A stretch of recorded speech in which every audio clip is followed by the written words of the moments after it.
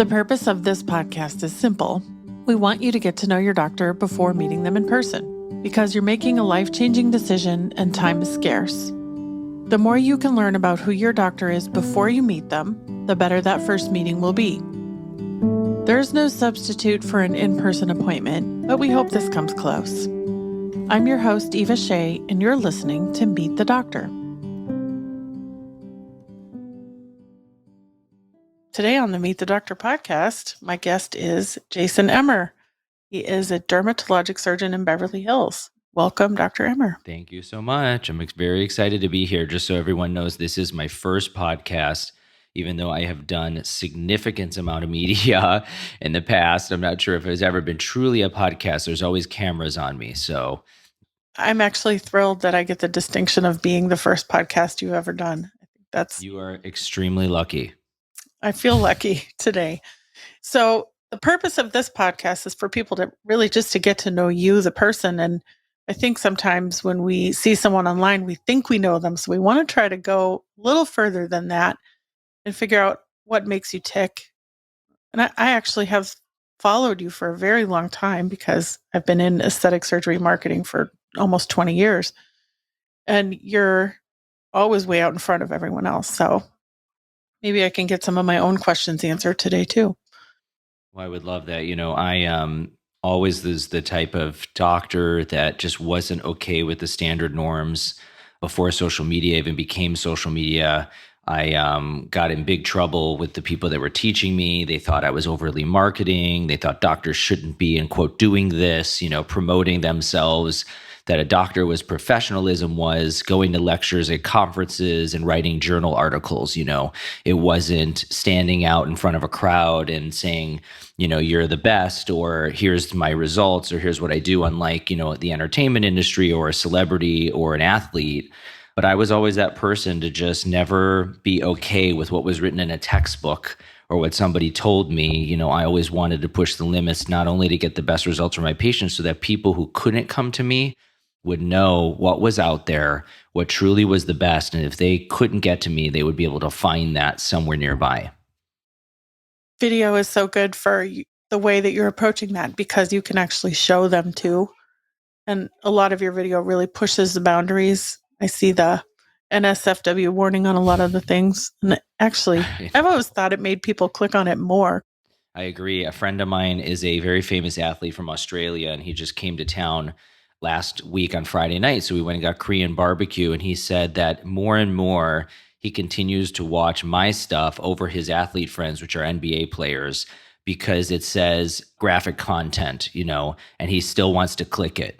And the sad part is, honestly, half the stuff is not graphic content. It's actually real life content of surgical procedures or aesthetic procedures that maybe have a little blood or a needle involved or a little bit of pain. A laser sometimes gets flagged. But because of all the strict guidelines now on social media, everything is considered nude or graphic or relating to violence. They think a laser is violence, And so we get flagged on everything. But it turns out that it's actually just a cosmetic procedure, and it makes people want to know more. And one of the things that I think truly made me stand out was I was never okay with just posting a before and after, because those can be manipulated. Photoshop, before Facetune and all these other body modification, there was Photoshop and there was graphic design capabilities. And I knew so many doctors were doing that. So I said, you know what? I need to show this in video. I need to show the patient the day of the procedure, immediately after, the next day, through the process, because you can't fake that. You can't fake a person saying, I have all these scabs on my face and I'm in a little bit of pain, but I'm so excited for this result. Look at me now and look at what Dr. Emer's doing to help me get through this. You can't fake that, when somebody's swelling and has blood and drainage after a liposuction procedure and, they're not happy those first 72 hours, but it makes the patients want to go to you more because they understand that full process. They're prepared. And that's what I had always wanted to do. And that was what always got, I hate to say this, ticked people off, because I was the only one that could get people to want to do that. And this was, 10, 15 years ago. Now it's commonplace. You even have celebrities that do it. I mean, look at yesterday, Christina Aguilera got signed as a lead ambassador for Xeomin. I mean, it's like every celebrity now is trying to represent an aesthetics brand because they know how many people do this. And so it's just commonplace. Sometimes I feel like that's, way overdone. It's like you need the average person to give their representation. We already know that celebrities do treatments, that they've done it forever to keep looking good and maintaining their aesthetics as they are in front of the spotlight. But the average person that goes to get treatment is really the one that we should be more concerned about, because they're the ones that are doing it in the mass. And with the masses, you have all these aesthetic nurses now and PAs and under less trained medical providers. And those are the ones that are doing more treatments. And what does that mean for the level of success? And that's where I think those really need to show What kinds of more than a questions do you celebrity. think that the everyday average people who can't come to Beverly Hills to see you should ask providers to determine That whether or is not they've been trained or not? that is a really great question because, I saw yesterday actually a nurse that I've been following for a while who started out as an esthetician, became a nurse, and yesterday she's doing filler for the first time on a video. And on the face, she had all these drawings. And these drawings are what the company trained her to be able to template her injections. And I'm not saying she shouldn't be able to do those injections. Legally, she's allowed.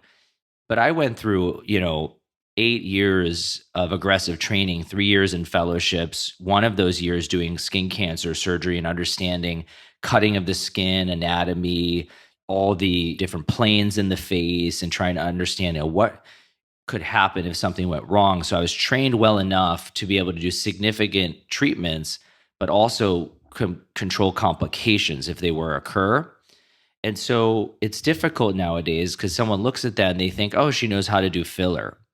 And maybe she does know how to place it on the average template, but every person's face is different and it's unique. And you can't really understand that and the anatomy of it unless you've done thousands of treatments. I started by doing skin tags and moles, leading into skin cancers, into major reconstructions, facelifts, eye surgeries, taking patients at the VA hospitals in Queens and having huge skin cancers covering their entire face, removing them, being left with a hole the size of my hand, and having to figure out how to reconstruct that with blood vessels and nerves. That's the type of physician my clients really want to go to because we've been through so much more than just a templated line. But, these companies want to make all this money. So what are they going to do? They're going to train the providers that are allowed to do these treatments. And in mass quantities, you're going to get people doing what I call, incomplete treatment plans. So treating someone's cheek isn't enough for anti-aging. The jowls form, the lips lose volume, the eyes start to sag, the temples hollow. You can't understand the aspects of full, true aging and the effect of the skin, bone, and muscle unless you've truly gone through a real residency, a detailed long-term fellowship, or something like that. So my opinion is if you're a person looking to get best results, you want someone to know, your face and understand what's best for you and to limit the risk of complication. You go to somebody has done a very detailed residency, potentially a fellowship, and has done thousands of treatments. And even then, complications can occur. But if they do, must more likely to less lead to a long-term consequence because it can be able to be treated. And what's happened now is as these providers and other levels of service providers have come out, I thought it was going to affect my business negatively. I thought less people would come to me because Botox would be cheaper somewhere else. What I found was what people say is, I want the artist. I want the person that is the most experienced, that I can trust their eye and they understand my face and they make me look natural. And so as these other providers have increased in sales, we've actually increased more because I've had to fix a lot of bad work. And because the people who have tried to go somewhere, quote, cheaper, have then come back saying they were unhappy and they realized the person wasn't complete. And so my opinion is if you're a younger provider starting out, get that training. Work with someone like me, and I'm going to start offering a master class and actually more of a preceptorship than just videos. I'm going to have like a 5 or 10 different providers that for 1 year, I'm going to train to be elite. And I think that's what you need to do to really be an expert. Or if you're starting out, you have to do lots of treatments. And that's how I started. When I was a resident, there was no such thing as eyebrow lifting or jawline contouring. And when I started doing that, people laughed at me. I mean, literally my teachers who are now on the circuit telling everybody to do this told me I was an idiot. And they're like, why would anyone want the eyebrows lifted? And now everything is the cat eye, the fox eye, the threads, the filler there, what devices are going to lift the brows. It's literally a whole nother world. Were you the first one to do that? I mean, I was probably the first to actually publish the use of fillers on the forehead. And I published a case. It's in the Journal of JDD in probably 2016 or 17 of a girl that had a disease called Incude-Sab, where the skin and soft tissue contract and make a hole in the forehead. And the only reports in the 80s were to fill that with fat. Well, she had no fat. So we used fillers. And I used a cannula all the way up here to protect the blood vessels and filled this whole area and reported it. And everyone was like, I can't believe someone would do that. But it makes sense. And what it did was it lifted her brow. So from there, I said, you know what? Everyone's going to want an open eye. As we age in our 20s and 30s, the eyes start to sag. So why not? Why wait till you have to have surgery? Do these treatments now. And so every nurse in all of Mount Sinai, I had them all do brow filler, and they loved it. And I posted pictures of stuff on it, and I got in trouble for posting these pictures because they said I shouldn't be promoting myself. But it wasn't promoting myself. It was advancing the field. And that's the thing. It was always for me about advancing the field and teaching people what is available, what's new, what's going to really make you look natural and healthy. I mean, I can take 10 syringes and make it look like no one's had anything done because we're doing what I call foundational lifting. You're treating the bone, you're treating the soft tissue, you're treating the contours. You're not filling a line or volumizing, but it's because of being more of like a cowboy and kind of pushing the limits is where it got me to where I am now and why people come to me and trust me. When you get in trouble, don't you sort of now say, oh, I must be onto something? Well, that's the funny thing. So my social media team, 6 people with a manager. I mean, I'm very fortunate to be able to even have that and, the level of where we've gone with what we've done with our career. But when they say to me, oh, someone else is doing this video of the treatment you just did, or, they're saying, like I got a video yesterday, someone basically saying thread lifts were bad, but using my name, saying that I'm the one promoting it. My team was like, look, this doctor is jealous of you. He's a facelift surgeon. So of course he's going to say, I don't want people to do threads that's going to hold their face up for a year and slow down the number of years you need a facelift. My opinion is if someone's willing to do it, they should do it. I have no issues with a facelift surgeon. I want people to do it as early as possible because then I can maintain their results better. You get a facelift in your mid-30s, you're set to your 50, 55. And then I could do threads once a year and microneedling radiofrequency and now Ellacor microcoring a year and make you look unbelievable. And so that's what the surgeons don't get. You want to partner with a dermatologist like me because I'm the one that's going to tell people to do these treatments first. It's not about invasive or not. It's about what somebody needs. If you're 25 and you lost 150 pounds, your face is going to sag. It doesn't matter. So you may need a facelift at 25. So going to a doctor that's real, that will tell you what you truly need is the most important. What I have found is people that are only trained in a little bit of this or a little bit of that, they only provide you with a sprinkle. And so they'll tell you to do Botox or filler when you may not need it. Or you may need other things with it, but they can't provide that.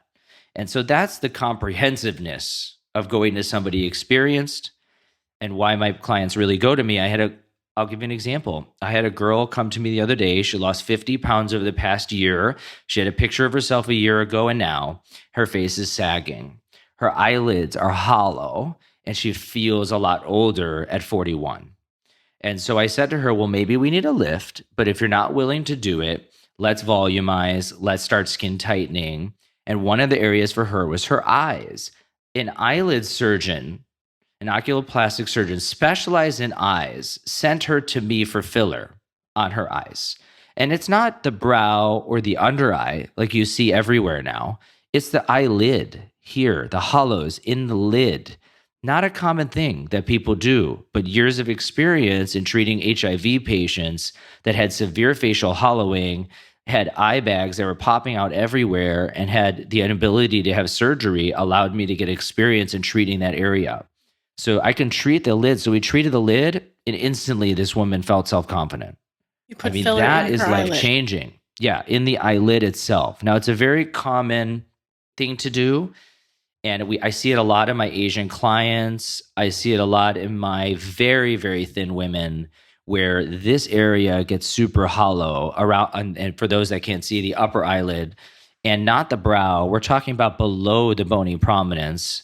And that makes it extremely challenging. It's a movement area. You feel your bone above your eye, go below it. You feel your eyeball. It's in between. So that area, I know it doesn't seem like that's an important area, but you lose fat as you age there. And while the skin sags and you lose fat, think about that on your face. It's the same thing. You see the bone underneath. She didn't like that she could see the bone of her eye. It made her feel like a skeleton.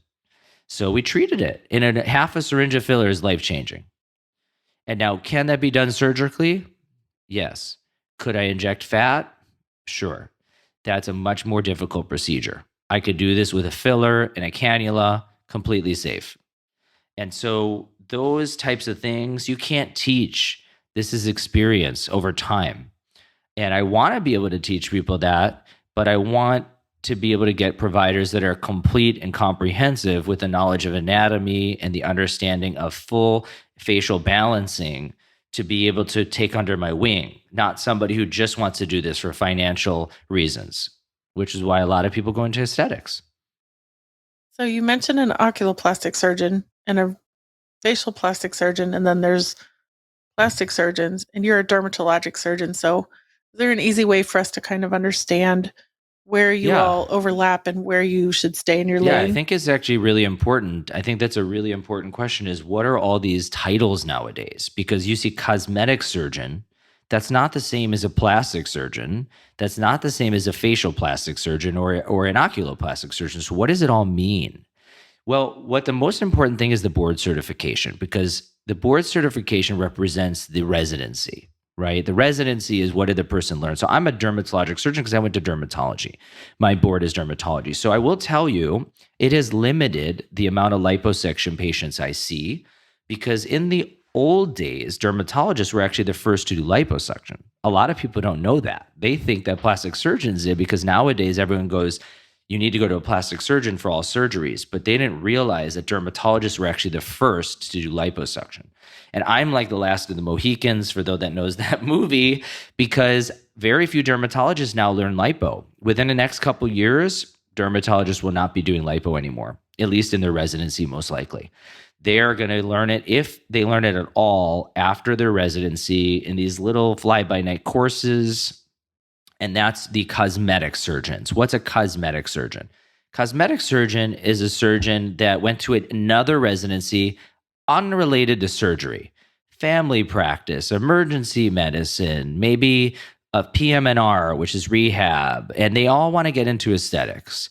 So they take courses and get verified by the American Board of Cosmetic Surgery or Cosmetic Surgery. I forgot the AACS or whatever the other ones are. And they get a certification of cosmetic surgery. They're allowed to do some surgeries with this extra training, but they were not doing a residency of surgery. You know, a little more risky for somebody that's going to that person because maybe that person's experienced and maybe they're not. My opinion is you want to go to somebody that does a core board residency: plastic surgery, dermatology, oculosurgery, or ENT facial plastics. So any of these core surgeries are going to be the ones. So facial plastics is usually ENT, or ear, nose, and throat. They're doing head and neck surgery, all residency. They know what they're doing with surgery. Maxillofacial surgery, they're doing bone. They know what they're doing. And then plastic surgery is a full plastic surgery residency and a board. But if you don't do fellowship in something specific, you might not be that experienced. I have a lot of plastic surgeons that do not know how to do liposuction, and they get very upset that when they do a bad job and I have to revise it, they get upset about it. So this is what I keep saying is you want to go to somebody that's experienced in a unique procedure. Nobody can do everything. So even if you're a plastic surgeon, you can't do breast and nose. It's literally impossible. You have to be a specialist in one. Maybe you're good at body.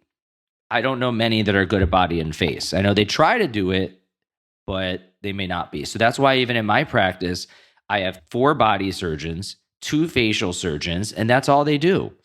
One of my facial surgeons only does rhinoplasty and eyes. Another one does facelifts. So to me, you have to look at what the person's trained in and then what they specialized in, because most of the true training comes from specialty training. So I have plastic surgery residents reaching out to me now to come to me for liposuction training because they know that's what I do. That's the only surgery I do, and that's what I'm best at. And now, because of cosmetic surgeons and plastic surgeons not learning this in their residencies and taking these courses, I'm seeing more revisions than I've ever seen in my entire life. And what's happening is 60 to 70% of my practice is revisions, and the price to fix them is 2 to 3 times more. So people are getting so upset that the cost of what they spent initially was nothing, and now is so much, they get mad at me. It's an 6 to 8 hour surgery requiring multiple technologies, skin removal, fat grafting techniques, aftercare. I mean, to fix some of this is almost impossible. And to be able to do it is a unique skill. So it's one of those things where I tell people, you got to pick the right person first. Here's my marketing analogy to what you just said. And do you remember in the olden days, especially in the Los Angeles market, you would go by somebody's office and they would have every procedure in a decal on the front windows of the office? That I was always like, you can't actually do all of those things well. You can't. I mean, right. You can do a little bit of everything okay, or you could pick 1 or 2 things and be the best. And so when I moved to Beverly Hills and I was a young dermatologist, there were no real young dermatologists. There weren't ones that worked out. There weren't ones that were men, and there were ones were the gay. So I said, you know what? I'm going to use the unique skill, and I'm going to say I do 2 things: liposuction, and more for men, and facial sculpting with fillers. And I would be known for those 2 things. So all I did for 2 years was promote that. Even though I was really good at lasers and I was known for acne scars and treating burns, that's what I came from to doing, I would get those patients when they came to me. So I would do lipo and I would see their skin and say, you know what? Let's do a laser while you're getting your liposuction. You're going to have downtime. Or their daughter would have acne. I say, bring her in. And I would build that over time. And now I'm known for all the things I'm known for. But I hyper-focused on 2 things, and that's all I talked about all the time. And one of the first videos that I still have is one of my biggest videos on YouTube, millions of views, was this young model who happens to be now one of the biggest models in the world on every billboard. But I made a video using a cannula on his jawline with radius. Seems so simple now. But at that time, nobody did that. This is in 2014. So in 2014, I did that and it went viral, and all these people started coming to me for the facial sculpting and the fillers. And then what do? Oh, you also do lipo? Let's do that too. I have a little area here. Or I have some acne scars, and that builds.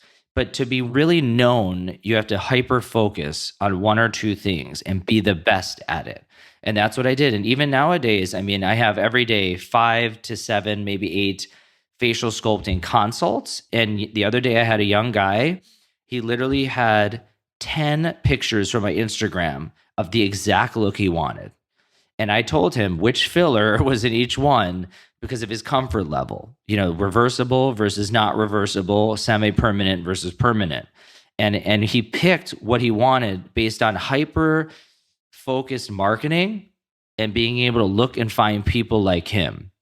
And that's the reality nowadays, is you have to show your expertise and skill and make people trust you and feel confident with you before they even see you. I have a number of patients that hug me the second I come in or say, "Oh my God, you're a celebrity. I've been watching every one of your videos and you're so nice in person." And then after, being able to show the results that make them want to continue to come back to you. How often do people come in with your Instagram and say, or ask Every day. questions? All the time. Every single day. And now the people that are doing the penis injections, because we do a significant number of penis fillers, which I know is on your list to talk about, they come with the Twitter. I don't really want to talk about it, but I think it's something important to talk about. I don't know. I mean, if you want to show the pictures of it, is a different story. But I do have a website called emermaleclinic.com that has hundreds of before and afters if you want a good laugh or if you're truly interested in it. I mean, look, it's artistry. I will tell you, it is a lot harder to make a penis look really good with filler than a face, because that area moves all the time. People touch it all the time, and everyone's looks different. It's almost impossible. No company can template a penis injection. I'm going to tell you that. I think that procedure is probably the oldest elective procedure in the history of the universe. 100%. And years ago, if you actually look back at Greek and stuff like that in Roman culture, they actually did treatments for it and caused necrosis of penis. People would lose their penis.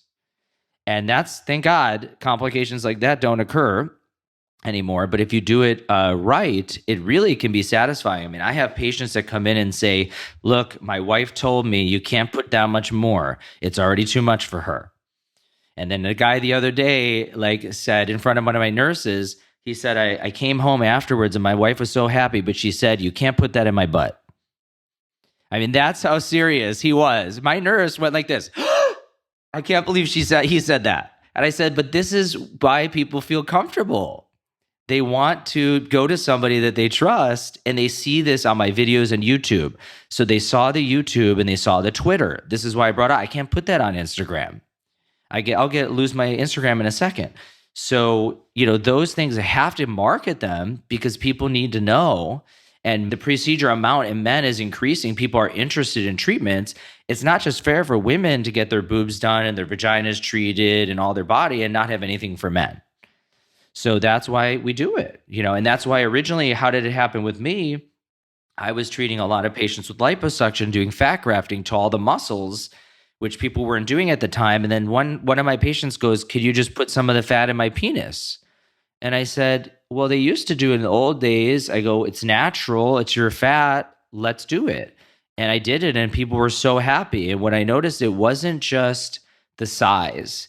The stem cells in the fat made the erectile dysfunction better, gave them better orgasms, made the sensitivity improved. And if they had a Peyronie's disease where they had like a curve or scar tissue, it improved it. Really not much different from PRP. No, it's very similar. I actually add PRP and stem cells and now exosomes, because again, as time goes on, you progress to the fat. And we filtered the fat in a very unique way, making it nano fat to make it less likely to be lumps and bumps and to survive more. Because you guys who don't know, fat sometimes doesn't fully survive. Now, my opinion is the fillers actually look better, and they're better. They're easier to manipulate and get a true balanced look, but it's more expensive. The quality of fat is different based on where you take it from the other parts of the body, right? So yeah, and fat can respond anywhere you implant it from the area that it came from. So let's imagine you take your stomach fat and you put it in your butt or your penis, and then you gain 100 pounds. Those areas are going to grow. You got to remember that. So a lot of girls that are getting these extra excessive BBLs by a lot of doctors, if they gain weight, their butts are going to get huge, because it's going to act like their stomach in their butt. Trend of reversing those, that's starting. I know. And that's what's happening with me right now. I'm actually reversing, and my surgeon, one of my New York surgeons, Dr. Joel Rojas is unbelievable. He's actually well known for removing permanent fillers in the buttock. So not only through liposuction techniques of PMMA, acrylic polymers, silicone, and illegal substances. We've seen cement in there. Luckily, it didn't cause necrosis. We've seen it surgically removed. He has to do a lot surgical removal plus aspiration. So again, going to an expert is important. Going to another country where things are not FDA approved or cleared is very important not to do that. I had a patient in Dubai that was injected with a filler that is made for breast. They thought because it's large volume, they could put it into his penis. But what they didn't realize is it's very thick. The viscosity, or what we call the cohesivity, is very high. And so it was lumpy, bumpy, and hard. So I had to reverse it and re-inject with a softer filler to make it look more camouflaged, and it made him really happy. It was But dissolvable? yeah, it was actually, but it's a highly cross-linked HA, very difficult. So we did more softening than it was truly removal. So you're seeing a lot of complicated cases from all over the world. Yeah, actually, I'm seeing a lot of, again, from the penis fillers, because now people are doing this treatment to try and make money. You know, there's, again, the syringe numbers are very high. You're doing 8 to 20 syringes a time. And so people think, oh, I can make a lot of money. But what they don't realize is if you don't do it correctly, it's going to clump, it's going to lump. I've seen people with weird shaping to the penis, bumps, and now I'm having to reverse it. Same thing with the face. You know, the lip injections are becoming very popular with a lot of nurses.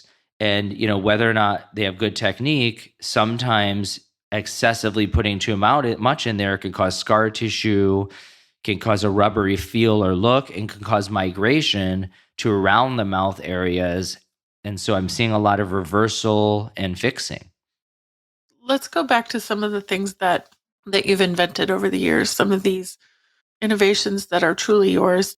Can you recall anything that you started that now Yeah. everybody is doing? Yeah, there's a few things. So the first one I vividly remember when I was a fellow at UCSF in San Francisco, I was asked by the American Academy of Dermatology, this is 2013, to lecture on the use of microneedling with PRP. It was the first time anyone in dermatology was ever asked to talk about PRP. And now everyone knows PRP, whether it's for hair, whether it's post-laser treatment, whether it's injection for rejuvenation on the face, whether it's combined with a filler, like we said, or fat to help the longevity of it, etc. There's a million uses.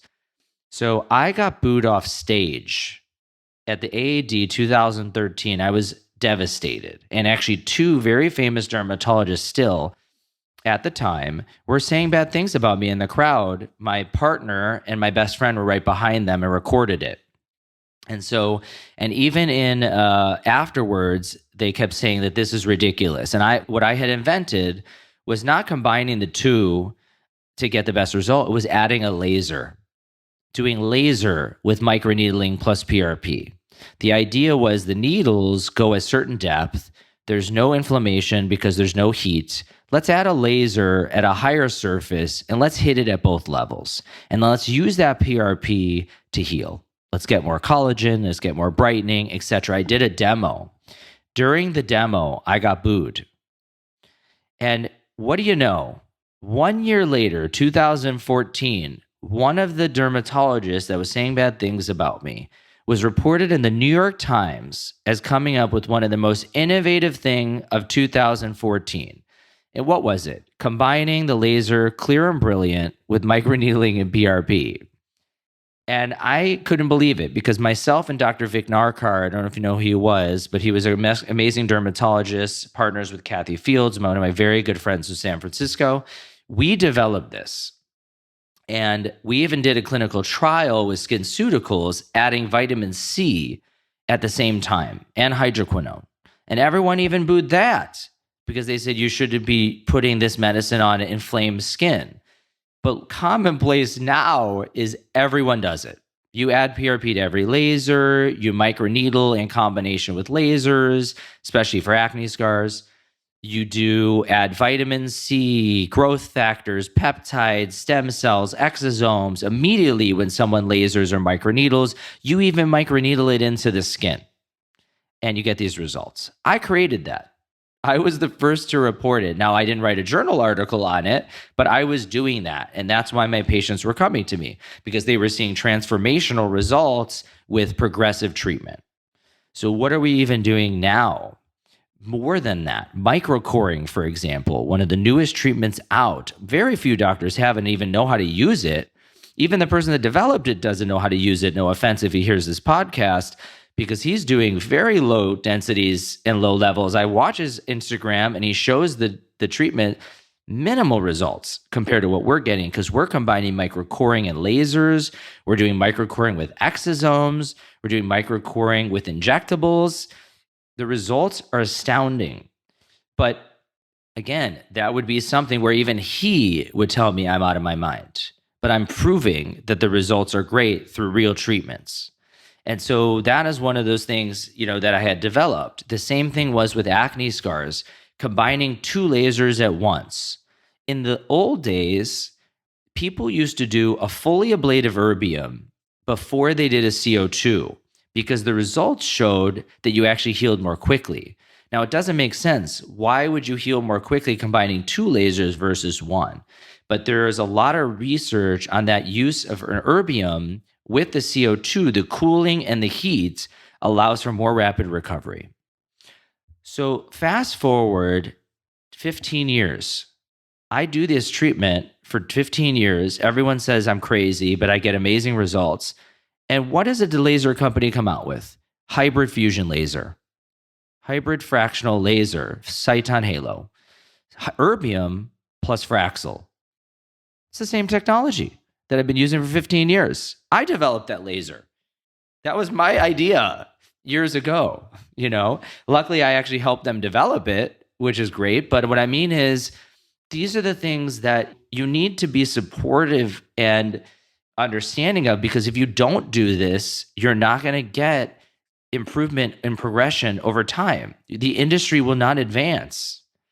And so, like I was saying, these eyelid and this facial contouring and sculpting of the face, and what I used to call foundational volumization or structural volumization, people thought I was crazy. But now that's all everyone talks about: lifting and sculpting of the face with fillers and not filling a line. I did that 15 years ago. That's what I talked about with my HIV patients, whose entire faces were withering away, and you had to use fillers to shape them to rebuild their structure. So those are some of the key things, on the non-surgical side. On the surgical side, with liposuction, it really changed a lot. And I actually posted today a memory from 2018 on my Instagram. And today is March 12th. I know we're doing a podcast, so in case people need to go back to my Instagram, I posted today a memory from 2018. So we're 5 years ago, of a result that I thought was good at the time.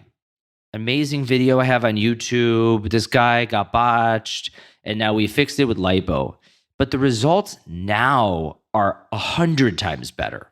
I look at that and I go, oh my God, that's traditional. That's not near. How could I have been advanced at that time? And at that time, I used energy-based devices, but I didn't have internal heating like Renuvion and Body Tight. And I didn't have the idea of the sculpting at the more superficial levels of the skin without causing skin damage like we can now, or doing comprehensive 360, not just the torso and sides, but the chest, the arms, the lifting at the same time.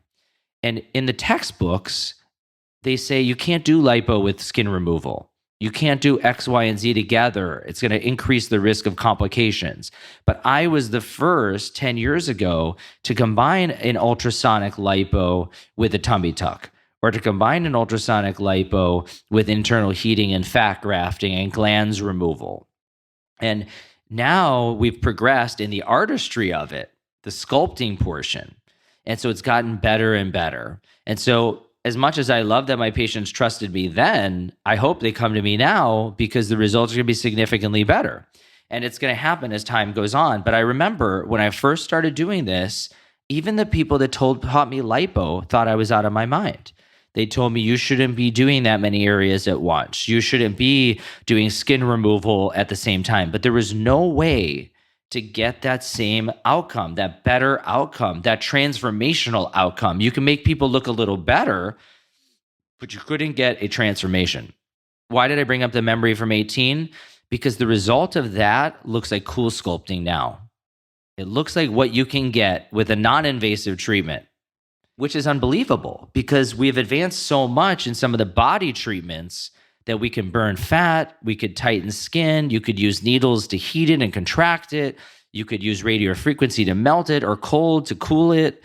There's so much you could do on the improvement level, but on the sculpting and transformational level, you still need surgery, and you need more aggressive surgery. The stuff that I do now that was questioned about and yelled at years ago.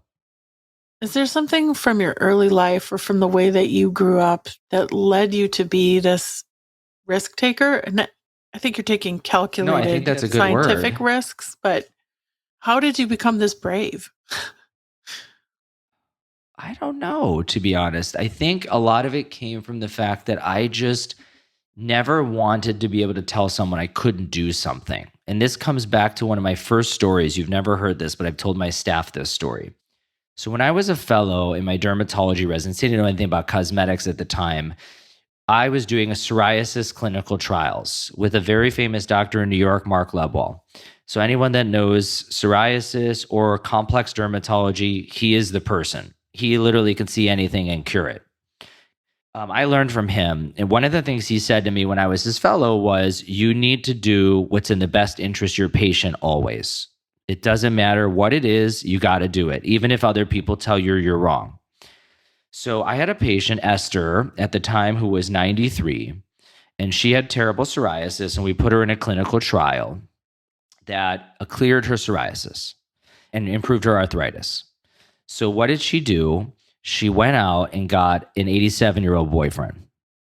And she was having sex and telling me all about it. And she said, honey, this doesn't, and this is when I actually started investigating about the sexual treatments, because she said, sex doesn't just end because you're 93, and I learned a lot from her. But one of the things I learned from her was she was a Holocaust survivor, and she told me a lot about her story. And this is important because she said to me, I need to look good for George, which is her 87-year-old boy toy, as she called it, and I need a chemical peel. I want you to do a chemical peel. And that time, lasers, this was 2006 and 7, there wasn't many lasers, except for fully ablative CO2 or a Cyton erbium. A lot of downtime. So I said, I can do it for you. And I had no idea how to do a chemical peel. I was literally a second week of my fellowship in residency. And so I read every textbook that was out there. Turns out I did my second fellowship with the creator of chemical peels after my residency in UCSF. I read his textbook and I looked at pictures, and there was no YouTube. You can't look this up on YouTube. And I ordered chemicals from our manager at our Mount Sinai department, and I ordered them to the office. They're very inexpensive. Some TCA, some Jesners, a little retinol. And I mixed and concocted like a scientist to put together this peel combo that I thought was going to give her a great result. Thank God she was as light-skinned as you and blue-eyed as you, because I did a peel on her that's equivalent nowadays to a fully ablated multiple pass CO2. Had no clue what I was doing. Her face was burned. I couldn't sleep for 2 weeks. She was red, peeling, looked like a burn victim. And she said to me, this is worse than the Holocaust. Swear to God, she told me that. How bad would you think I would feel?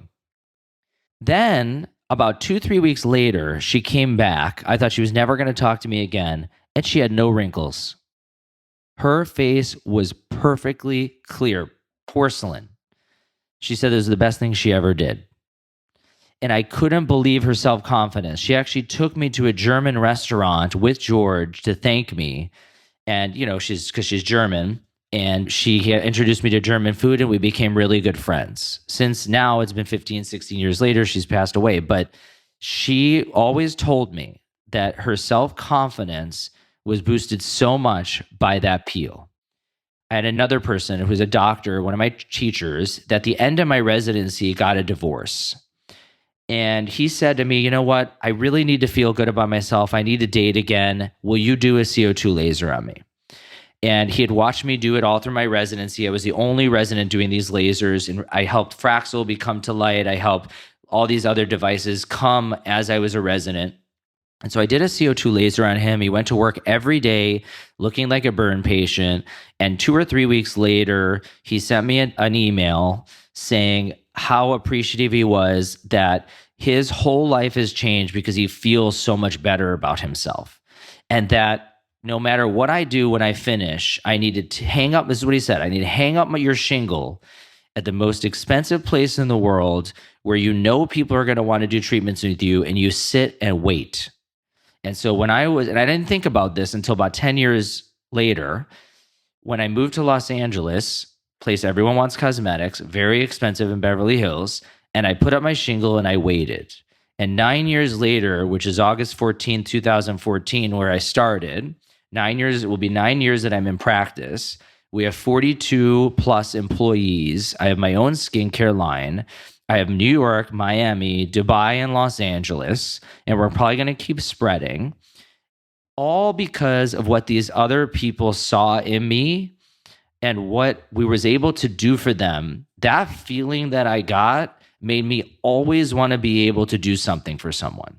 Don't know why I took the risks, but I wanted to be able to treat them. And as a doctor, you take an oath to do what's right and to do what's in the best benefit of those people. And I knew if I wouldn't hurt them or harm them, I would be able to make them feel good about themselves.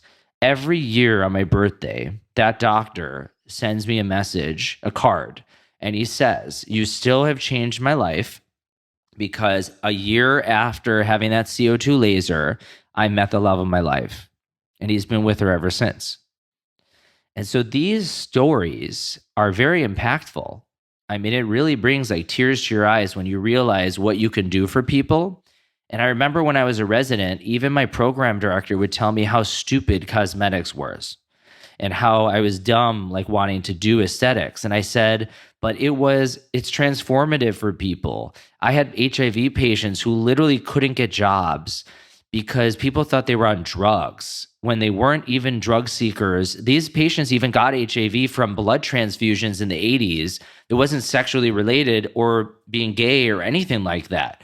And then I would do a little sculpture on them and some filler, and they would get a job and change their whole life.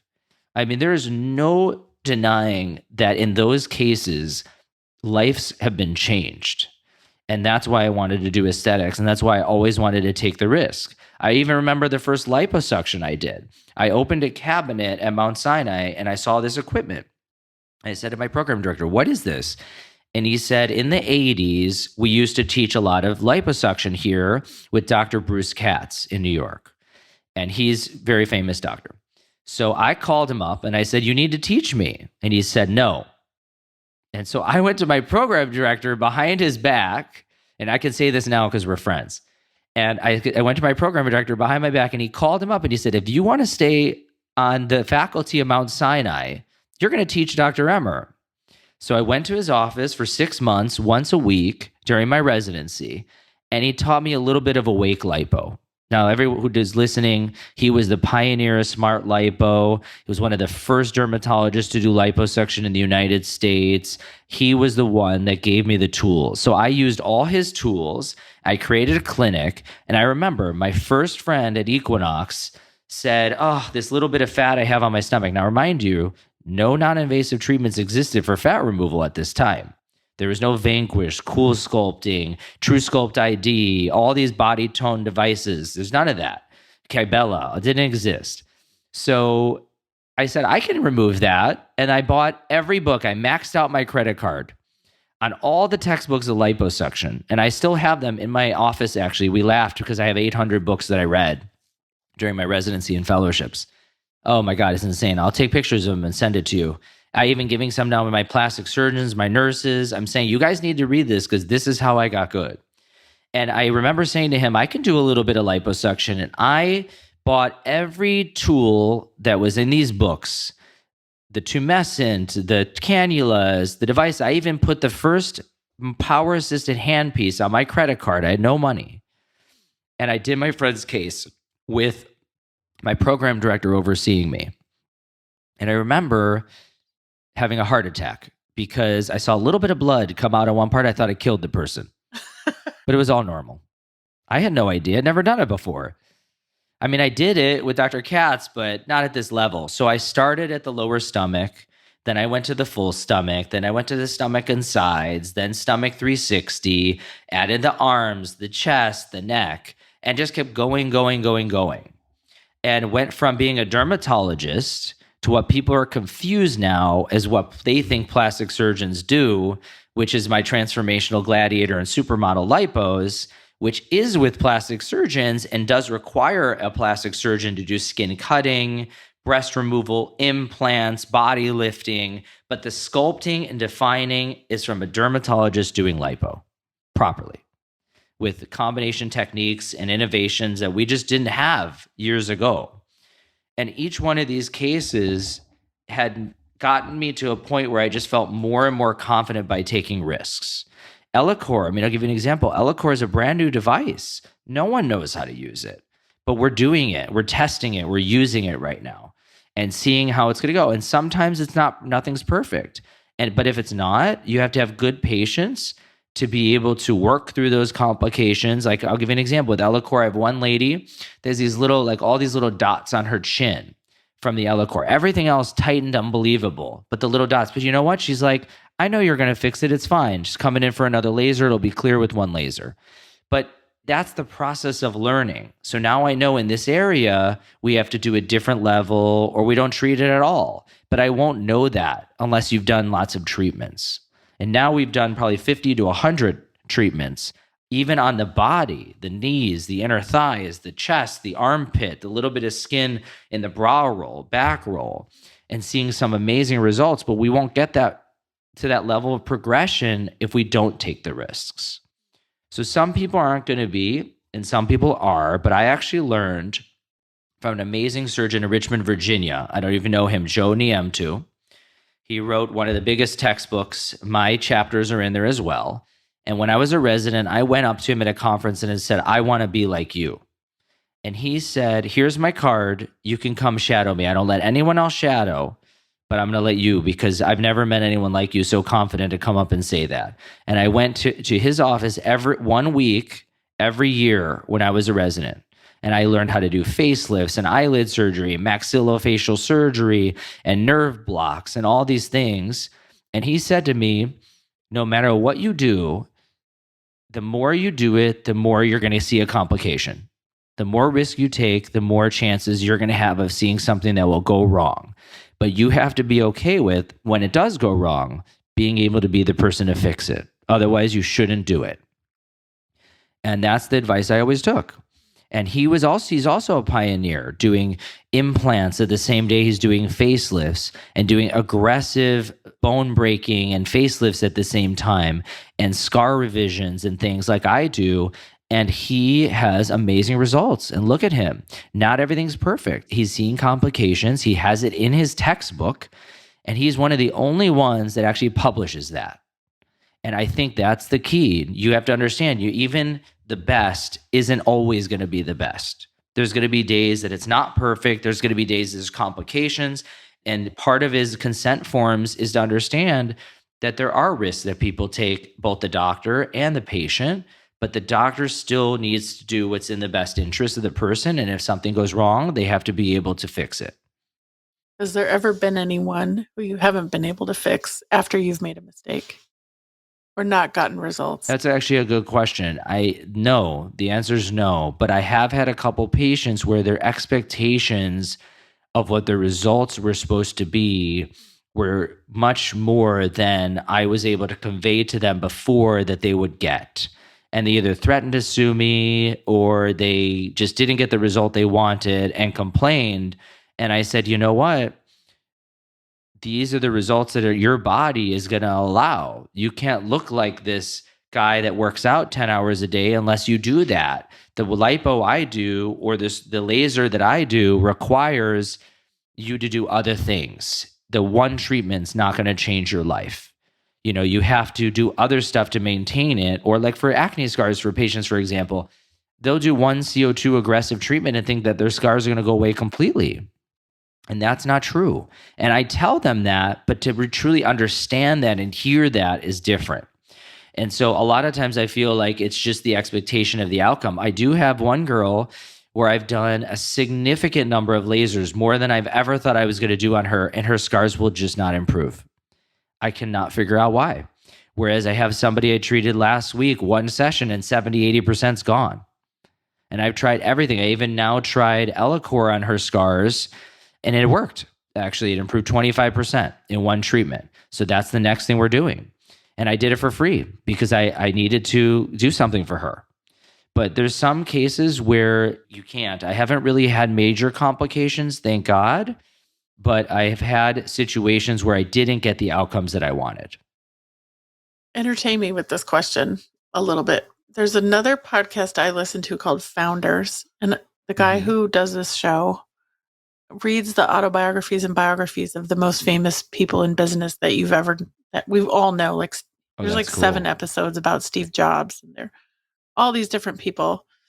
Estee Lauder was one of my favorites, and he described her from her autobiography, I think, as being absolutely obsessed. She could not stop herself from trying to make people's skin look better. And so she would do weird things, like she always had products in her purse. She was mixing her concoctions, and she would attack people in elevators in New York City, and she would have to put stuff on their face to make them look better. Oh my God. And it was so single-minded that everything around her crumbled. If she couldn't do that, she couldn't do anything else. She didn't even start the company until she was 40. So she was working on this, they said, when she started when she was 8.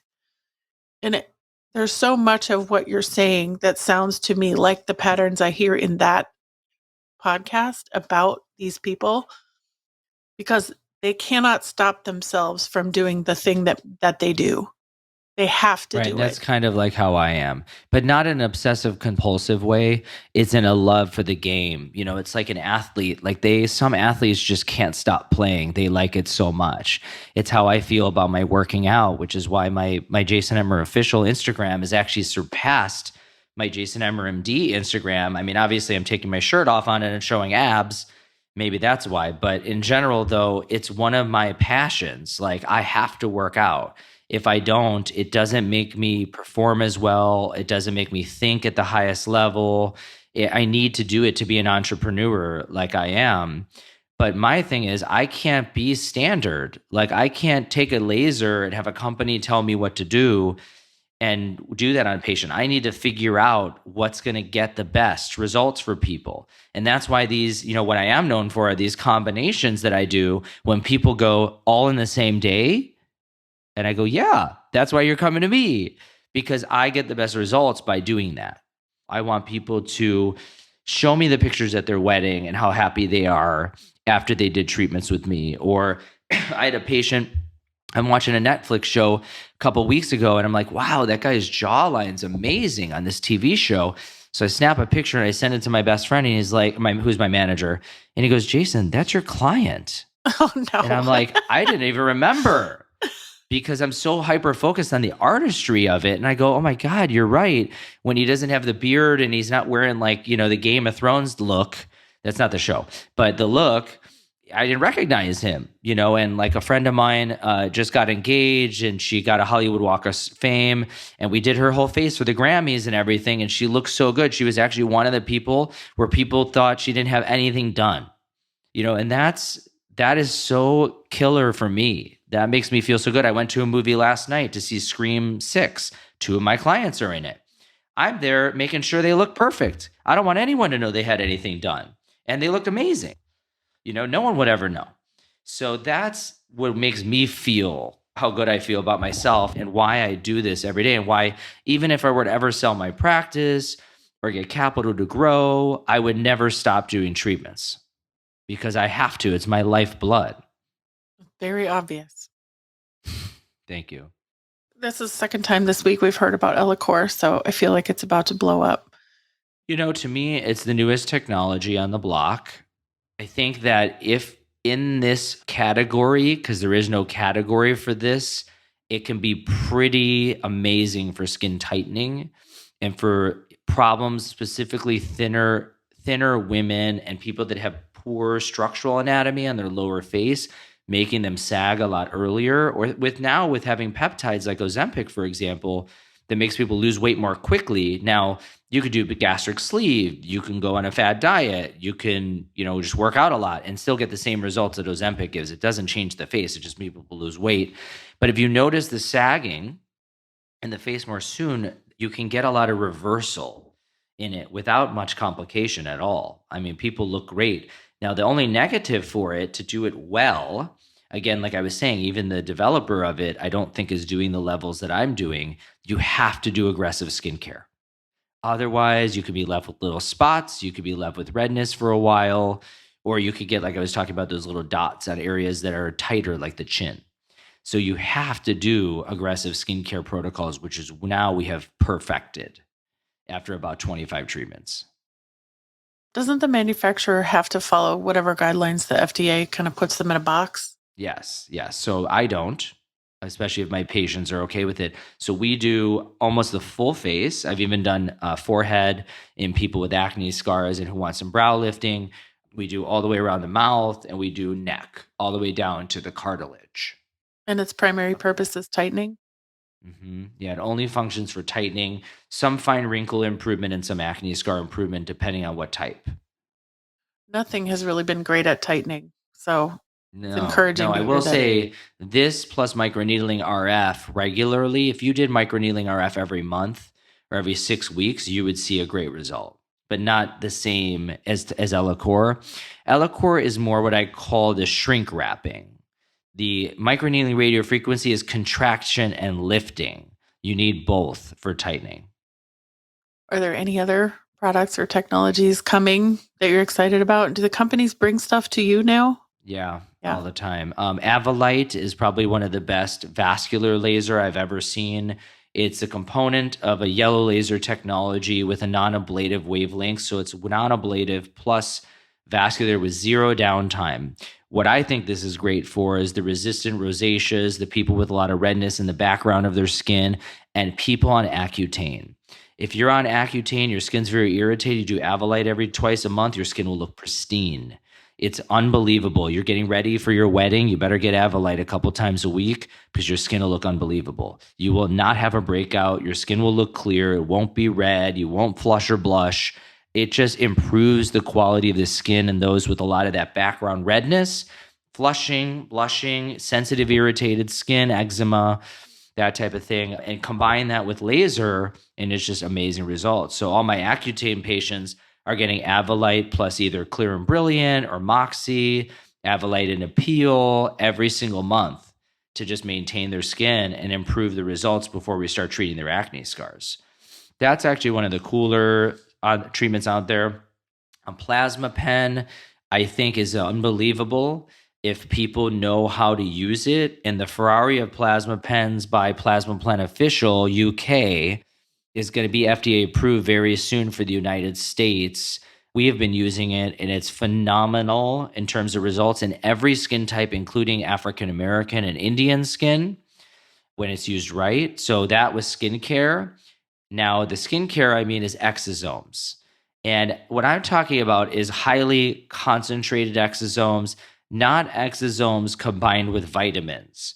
So there are some exosomes combined with vitamins out there that work well to decrease redness and help you heal, but highly concentrated exosomes like the anti-age exosomes that we just launched in Dubai that will be coming out very soon are unbelievable for long-term true anti-aging and for healing. But if you want quick healing and redness, the Benev exosomes are quite amazing. They have a high level of niacinamide to decrease redness immediately after laser, or if you have redness that persists after a laser. How often are you traveling to these other locations yourself?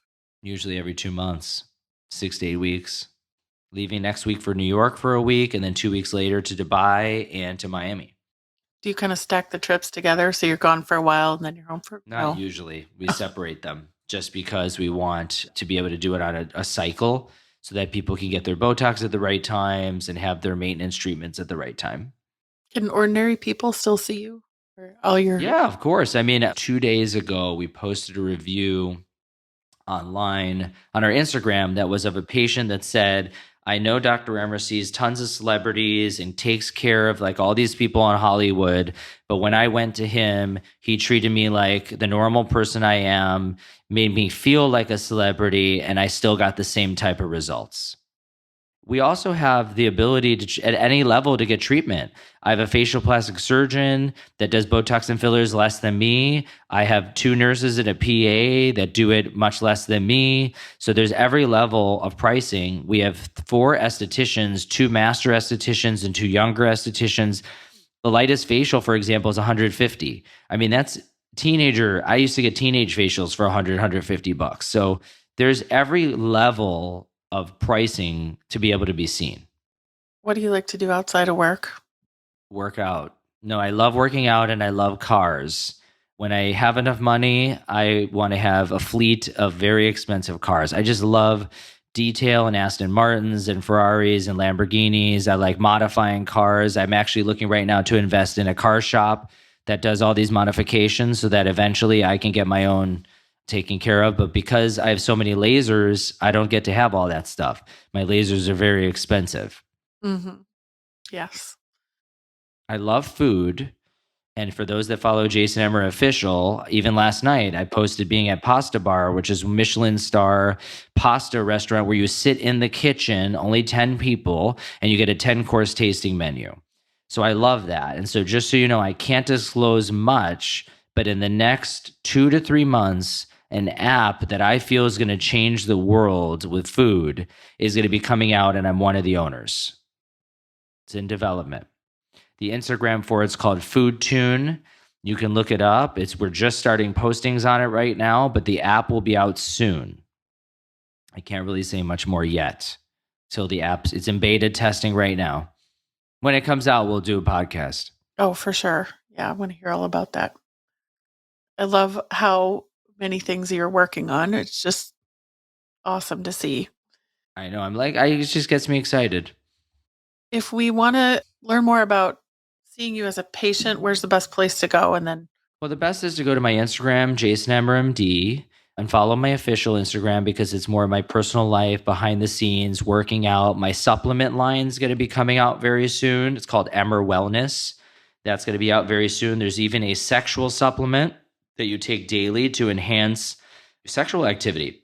It's making sex feel better, making it more enhanced, better orgasms with women, and increases moisture.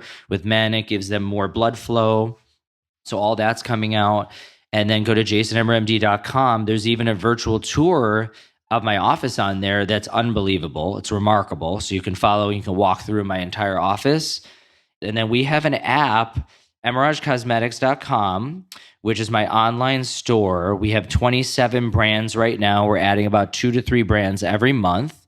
Over 450 products on there. We'll have tools on there very soon and supplements.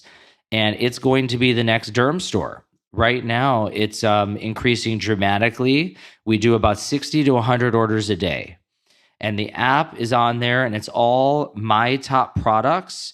I just hired somebody that's going to be the face of the brand, and she's going to be making videos of every product, how Dr. Emer differentiates it, and why it's important to be in your protocols.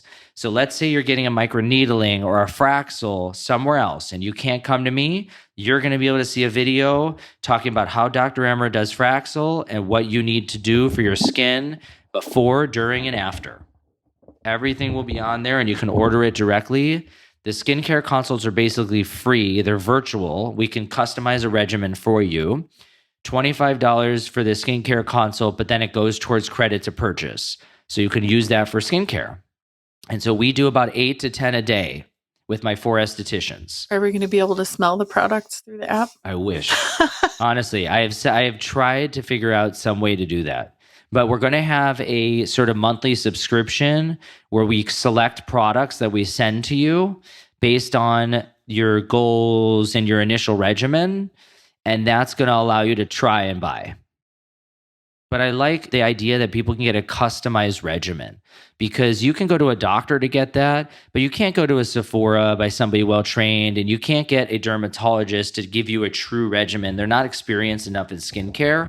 But because we have all these treatments we've done for years, the multiple estheticians we do, the celebrity clients we treat for red carpet events, for TV, for etc., we have developed so many protocols of the combination of things for every areas. You're going to even be able to search by ingredient, age, concern, skin type, ingredient, everything you're going to be able to search by.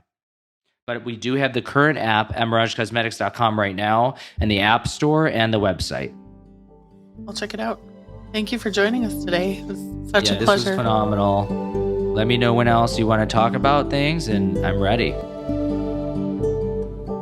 If you're considering making an appointment or are on your way to meet this doctor, be sure to let them know you heard them on the Meet the Doctor podcast.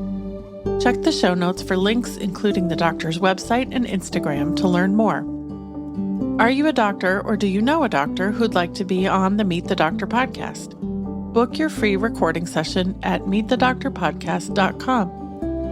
Meet the Doctor is made with love in Austin, Texas, and is a production of The Axis, THEAXIS.io.